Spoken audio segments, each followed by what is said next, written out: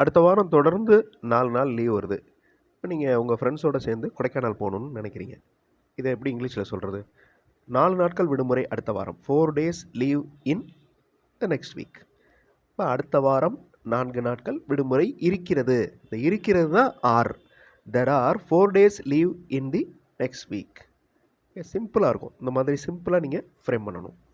இப்போ நமக்கு அடுத்த வாரம் 4 நாட்கள் விடுமுறை இருக்கிறது. நமக்கு we have 4 days leave in the next week. நம்மளுக்கு 4 days லீவ் இருக்குது. ஓகே, அடுத்து நமக்கு அடுத்த வாரம் 4 நாட்கள் விடுமுறை இருக்கிறது. இதை இப்படியும் சொல்லலாம். we will have ஃப்யூச்சர், இனிமேல் வரப்போகுது 4 நாள் லீவு. அப்போ ஃப்யூச்சர் யூஸ் பண்ணலாம். we will have 4 days leave in the next week. அதே மாதிரி there will be 4 days leave in the next week. So ஒரு விஷயத்தை எந்தெந்த வகைகளில் சொல்லலாம் அப்படிங்கிறத பாருங்கள். கொடைக்கானல் போகலாமா அப்படின்னு கேட்கணும். கோ டு கொடைக்கானல், இது கேள்வி கிடையாது. கோ டு கொடைக்கானல்னால் நீங்கள் கொடைக்கானலுக்கு போங்க அப்படின்னு அர்த்தம். இப்போ கேள்வியை எப்படி மாற்றுறது? Shall we go to Kodaikanal, இது கேள்வி. நம்ம கொடைக்கானல் போகலாமா? Shall we go to Kodaikanal. Kodaikanal போகிறதுக்கு பிளான் பண்ணலாமா?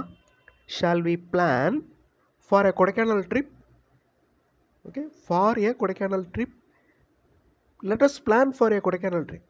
இந்த மாதிரி லெட் யூஸ் பண்ணியும் சொல்லலாம். இப்போ there will be 4 days leave in the next week. Let us plan for a Kodaikanal trip. இப்போ நீங்கள் ஃப்ரெண்ட்ஸ்கிட்ட கேட்குறீங்க, உங்களோட ஐடியா என்ன?